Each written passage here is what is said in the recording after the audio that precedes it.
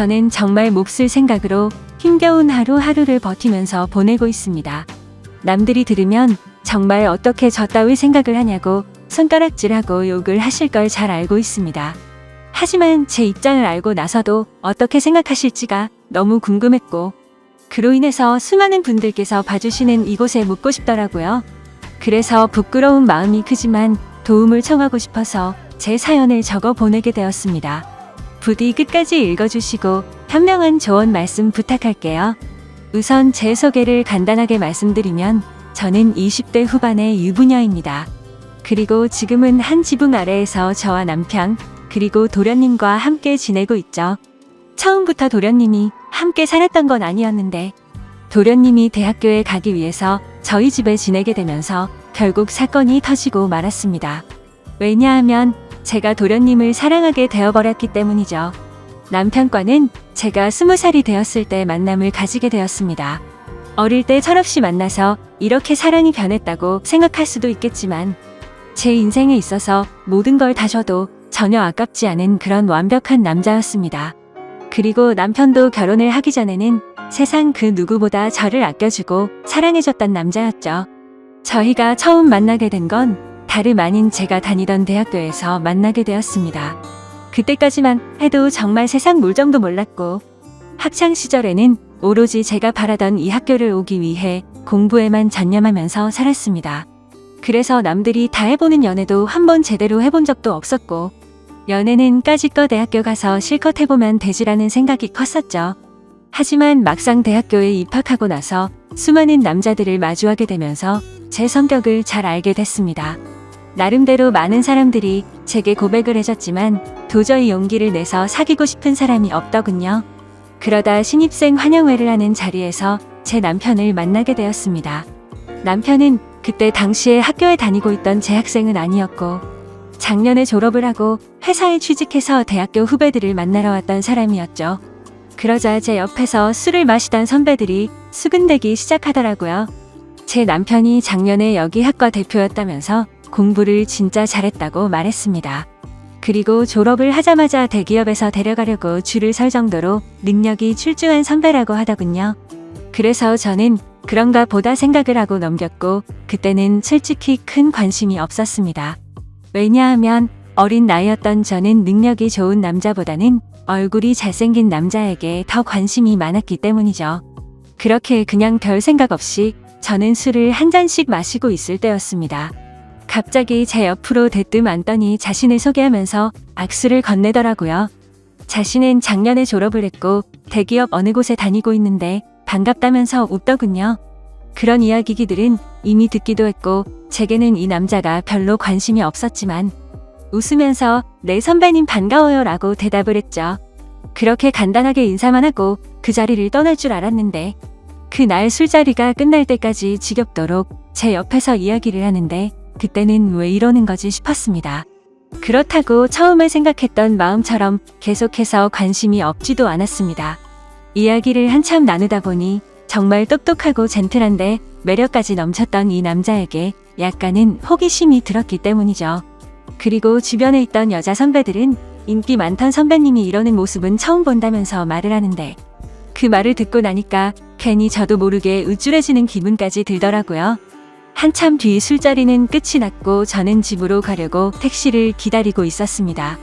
그때 뒤에서 선배는 제 앞에 차를 대더니 집까지 데려다 준다고 했죠. 그러면서 자신은 차를 갖고 와서 술 안 마셨으니 걱정 안 해도 된다고 얼른 타라고 말했습니다. 저는 술에 좀 취해서 피곤한 것도 있었고 처음으로 보는 외제차에 관심이 생겨서 그 차에 올라탔습니다. 그때는 무슨 정신이었는지 술에 취해서 온갖 헛소리를 했던 것 같네요. 선배님은 졸업하자마자 돈이 어딨어서 이런 차를 샀냐고 하는 둥. 선배님이 이 학교에서 인기도 제일 많고 공부도 완전 잘했다면서요?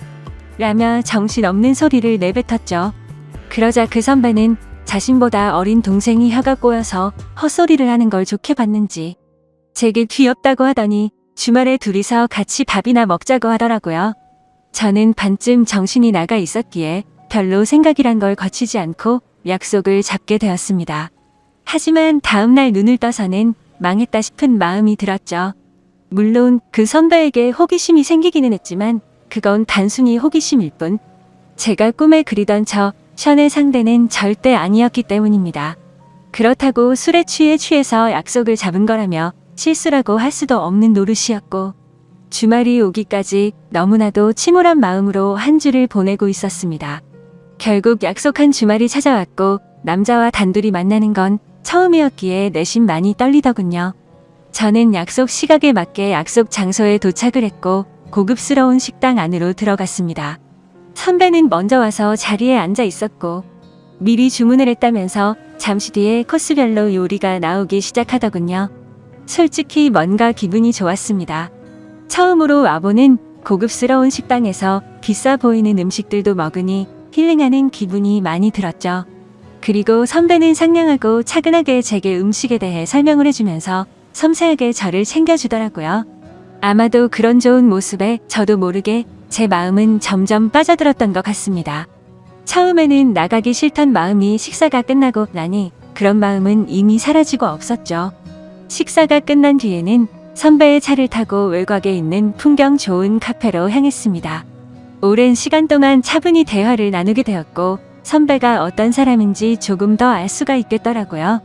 남들이 생각하듯이 태어날 때부터 천재였던 사람은 아니었고 어려운 가정 형편 때문에 집안을 살리기 위해서 정말 열심히 공부를 했다고 했습니다. 그런 진지한 얘기들을 하면서도 재치 있게 웃음을 줘서 즐거웠습니다.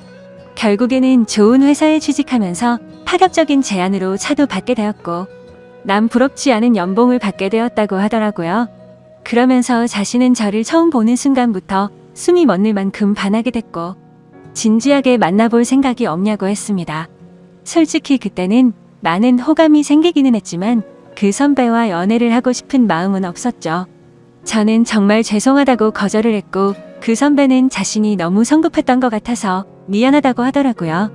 그러면 우선 부담 없이 한 번씩 같이 만나서 밥이나 먹고 친하게 지내보자길래 어쩔 수 없이 그러자고 대답하게 되었습니다.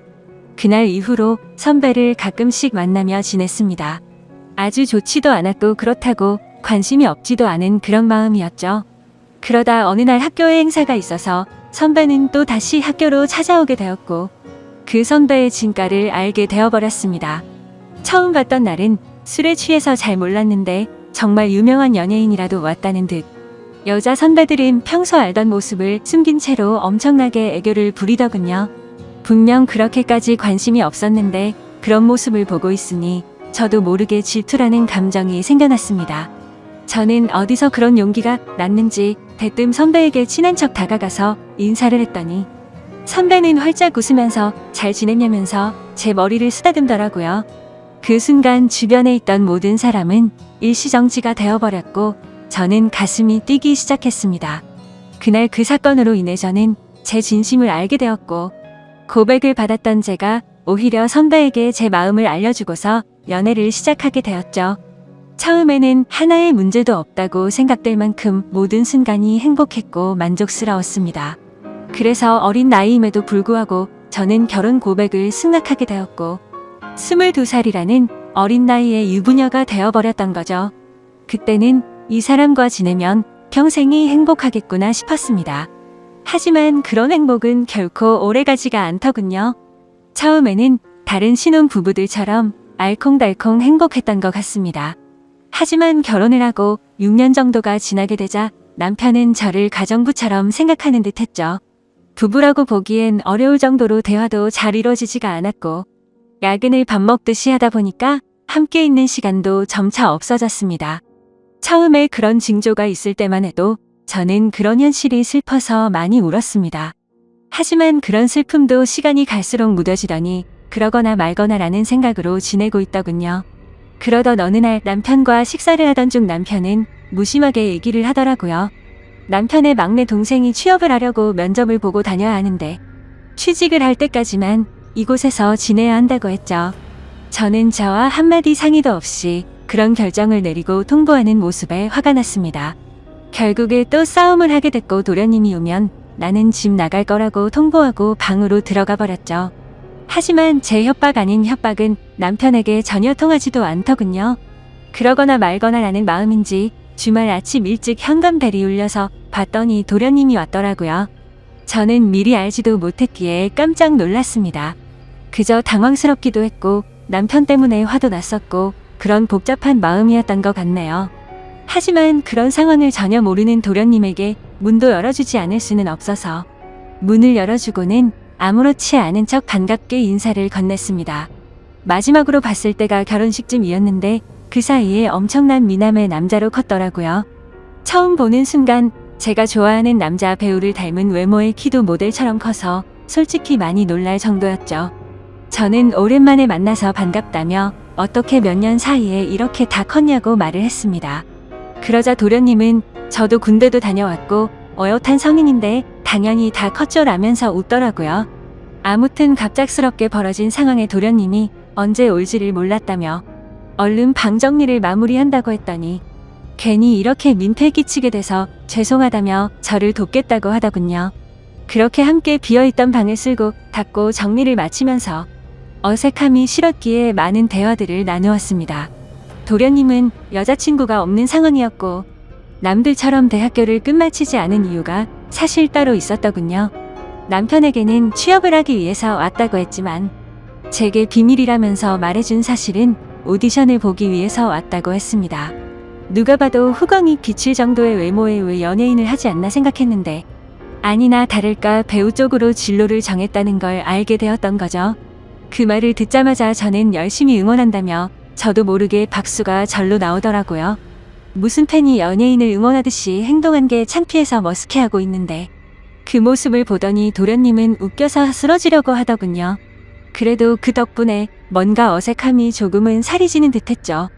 그렇게 짐을 다 풀고 나서 도련님은 밖에서 일을 좀 보고 온다며 집 밖으로 나갔습니다. 그제서야 조금 정신이 번쩍 들더라고요. 이제 와서 다시 집에서 나가라고 할 수도 없는 노릇이고 어쩔 수 없이 당분간은 함께 지내야겠구나 생각하고 차념을 했습니다.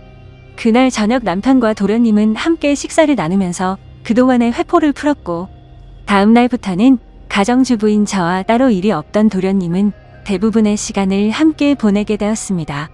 혼자서 외롭게 있던 집에서 도련님과 이것저것을 함께하니 예전과는 달리 무료할 틈이 없었죠. 혼자 하던 식사를 함께 먹게 되었고 장을 보려고 나가려고 하면 어느새 제 옆에 따라와서는 무거운 짐들을 다 들어주더군요. 그리고 쉬면서 보내는 시간에는 같이 TV도 보고 영화도 보는데 사소한 것들 하나하나 모든 게 너무 잘 맞아서 편하더라고요. 좋아하는 영화나 음악 같은 취향들도 비슷했고 너무 완벽주의자였던 남편과는 달리 엉뚱한 구석의 도련님은 제 마음을 편하게 해줬습니다. 그렇게 몇 달은 너무 쏜살같이 지나가게 되었고 저희는 뭔가 모르게 너무 가깝게 지내는 게 아닌가 싶을 정도의 사이로 지내고 있었죠. 그러다 어느 날 새로 운 그림을 벽에 달기 위해서 망치로 못을 내려치다가 그만 놓쳐버리고 말았습니다. 그런데 하필이면 망치는 다리 사이로 떨어지더니 제 발가락을 엄청 세게 내려친 거였죠. 그래서 저는 그 자리에서 크게 소리를 질러버렸고 방에서 있던 도련님은 깜짝 놀라서 뛰쳐나왔습니다. 그러더니 피멍이 나서 발가락이 엉망진창인 모습을 보더니 도련님은 엄청 화가 나서는 소리를 질러버리더군요. 자신한테 말하면 되는 걸 왜 굳이 해서 이렇게 다치냐면서 무섭게 다그치더라고요. 그러더니 너무 걱정하는 모습으로 눈물이 글썽거리면서 저를 들어 안더니 차가 있는 지하로 내려갔습니다. 정신없이 뛰어가는 와중에도 제게 아프지 않냐고 물어보길래 저는 너무 아프다고 말했고 조금만 참으라더니 병원으로 쏜살같이 갔죠. 급하게 치료를 끝내고 나니 도련님은 화를 낸 게 무안했는지 사과를 하더군요. 형수님이 다치셔서 너무 깜짝 놀라서 화를 내게 된 거라고 죄송하다고 했습니다. 그런 모습을 보고 있으니 제 걱정을 해준 도련님의 모습에 고마운 마음과 묘한 마음이 들어서 괜찮다고 했죠. 그렇게 도련님과 저는 집으로 돌아가게 되었고 저녁 늦은 시간에 남편이 들어와서 오늘 있었던 일을 말해줬습니다. 그런데 남편은 쳐다보는 둥 마는 둥 하더니 조심 좀 하지 이 한마디가 끝이더군요. 아마도 그때부터 남편에게 향하던 사랑이 완전 식어버린 듯합니다. 그날이 있고 며칠 뒤 남편은 중요한 일이 있어서 하루 동안 출장을 다녀온다고 하더라고요.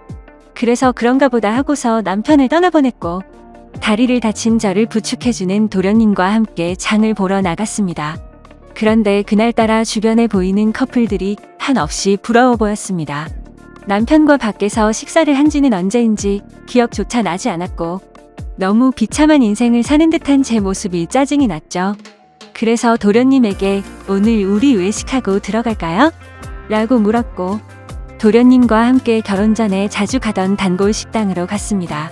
식당 주인 아주머니께서는 왜 이렇게 오랜만에 왔냐면서 어떻게 미모가 예전 그대로 예쁘냐며 저를 부끄럽게 칭찬을 해주시더라고요. 그 말을 듣고 있던 도련님은 저희 형수님이 예전에도 지금처럼 예뻤냐고 묻더군요. 그러자 식당 아주머니는 그때도 완전 예뻤다며 걸핏하면 다른 남자들이 번호 물어보고 가고 그랬다며 말하셨습니다. 칭찬에 괜히 기분이 좋아졌고 옛 생각도 나서 소주도 한 병 시켰죠. 그런데 소주를 한 잔 두 잔씩 먹다 보니 평소보다 많은 양을 마시게 되었고 결국 술에 잔뜩 취해버려서는 온갖 진상을 피우게 되었습니다. 술을 마시다 보니 감정이 복받치게 되었고 저는 갑자기 눈물이 나더라고요. 예전에는 이렇게 집에 갇혀있는 애완동물처럼 살지 않았는데 너무 외롭고 슬프다고 말했습니다. 그러자 도련님은 아직 젊은데 굳이 왜 그렇게 지내냐고 묻더군요. 그 말을 들으니 맞는 말이었습니다. 굳이 누가 이렇게 살라고 정해준 인생도 아닌데 그럴 필요가 없었죠. 도련님은 굳이 외롭고 슬픈데 억지로 참을 거 없다며 하고 싶은 대로 하라고 하더라고요. 그러다가 문득 궁금해져서 물었습니다. 형의 아내인데 이혼해도 상관없다는 거냐고 물으니 자신도 이곳에서 지켜보니 형의 행동이 심히 거슬렸고 그렇게 살 바에는 그게 더 낫지 않겠냐 하더군요. 그래서 저는 도련님이 보기에는 제가 이혼하고 나면 잘 살 수 있겠냐고 물었습니다. 형수님은 지금도 충분히 어리고 예쁘신데 당연한 거 아니냐고 하더라고요. 형수님만 아니었으면 자신도 반했을 거라고 하는데 무슨 말이지 싶어서 깜짝 놀라는 동시에 예쁘다고 해주는 말에 저도 모르게 심장이 두근거렸습니다. 그렇게 묘한 감정으로 도련님과 함께 집으로 들어왔고 도련님은 간단히 한 잔 더 하지 않겠냐고 물어보더라고요. 평소 같았으면 술에 많이 취해서 그냥 잤을 텐데 그날은 저도 모르게 조금 더 마시고 싶었습니다. 결국 술을 조금 더 마시다가 도련님이 말하더군요. 형한테 죄 지은 것도 없는데 형수님이 이렇게 지내는 거 마음이 아프답니다. 만약 결심만 선다면 자신이 최선을 다해서 도울 테니 친한 동생이라고 편하게 생각하고 말하라고요. 그 말을 듣는데 너무 취해서 정신이 나가버린 건지 저를 위해서 그런 말을 해주던 모습이 너무 사랑스러워서 도련님의 볼에 입을 맞추고 말았습니다. 저도 모르게 충동적으로 그런 행동을 하고 나서는 정신이 번쩍 들었고 죄송하다는 말을 하고는 피곤해서 먼저 잔다면서 방으로 도망가 버렸죠. 그렇게 실수를 저지르고 나서 아침 일찍 남편은 다음날 집으로 돌아왔고 저는 남편에게 엄마가 아프셔서 집에 좀 다녀온다고 말하고는 도련님이 일어나기도 전에 집에서 나갔습니다. 정말 오랜만에 오게 된 집은 정말 제 마음을 위로해줬죠. 그리고 그동안 있었던 일들을 생각하면서 제 머릿속은 너무 화가 나게 정리가 되더라고요. 전날 있었던 그 실수도 갑작스러운 실수인지 아닌지도 많은 생각을 해봤습니다. 하지만 정말 슬프게도 단순한 실수는 아니었습니다. 얼마 전부터 도련님과 함께 있으면 시간 가는 줄 모르게 행복하다는 생각을 많이 했었고 생각만 해도 가슴이 두근거리고 보고 싶다는 생각이 가득해지더군요. 하지만 이건 도저히 말도 안 되는 사랑이란 생각에 마음이 너무 심란해졌습니다. 그냥 이런 생각을 갖고 있는 게 답답하기도 했고 오랜만에 단짝 친구를 보고 싶어서 연락을 하고 무작정 나갔습니다. 오랜만에 만난 친구와 또 다시 술잔을 기울이게 되었고 그 친구와는 정말 있는 말 없는 말 다 할 정도로 평생지기 친구였기에 술에 취해서는 제가 겪고 있는 고민에 대해서 모든 걸 물어봤습니다. 친구는 제가 외롭고 슬프다고 생각이 든다면 남편과 이혼을 하는 건 정말 훌륭한 선택 같다고 생각한다더군요. 하지만 도련님에 대해 느끼는 그 감정이 평생 동안 갈 수 있을 것 같냐고 했고 아무리 둘이서 사랑해서 만난다고 치더라도 주변 사람들의 시선은 감당할 수 있냐고 묻더라고요. 그 말을 듣고 저도 제어가 안 되는 제 마음이 너무 미웠습니다. 그런데 그때 때마침 도련님에게서 장문의 메시지가 왔습니다. 형수, 어제 그 마음이 진심인지 아닌지는 잘 모르겠지만 사실 나도 예전부터 형수를 보면 많이 설레게 되었어요. 그렇다고 이런 잘못된 사랑을 키워나가는 건 절대 아니라고 생각했기에 참았어요. 그런데 어제 힘들어하던 그런 속마음을 알고서 용기를 내고 싶고, 형수의 행동에 저도 이제는 제 마음을 숨기고 싶지 않아요. 다른 사람의 시선도 중요하지만 우리 둘만 행복할 수 있다면 그걸로 만족해요. 그리고 굳이 우리가 이곳에서 지낼 필요도 없고 해외에서 새로운 시작을 하면 되니까 신중하게 생각해주세요. 이렇게 메시지가 왔는데 그걸 보자마자 제 마음은 더욱 더 심란해졌습니다. 그날부터 잠깐도 쉴 새 없이 어떻게 해야지라는 생각으로 며칠이 흘러가 버렸죠. 하지만 아무리 큰 사랑일지라도 이렇게 드라마에서나 나올 법한 사랑을 하기에는 저는 겁이 많았습니다. 결국 도련님의 고백을 거절해야겠다고 마음을 먹은 채로 제가 살고 있던 집으로 돌아가는 길이었습니다. 그런데 도련님과의 만날지 말지의 생각을 해본 것만으로도 바람을 핀 것처럼 남편에게 미안한 마음이